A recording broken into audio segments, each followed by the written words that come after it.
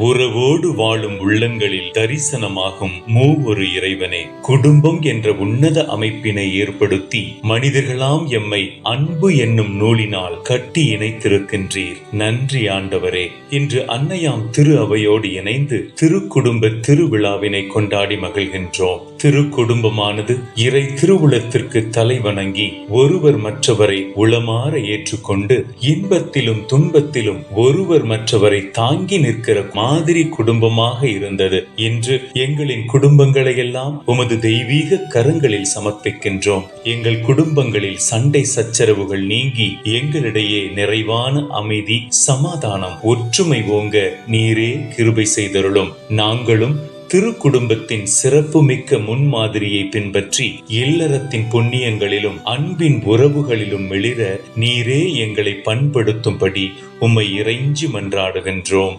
ஆமென்.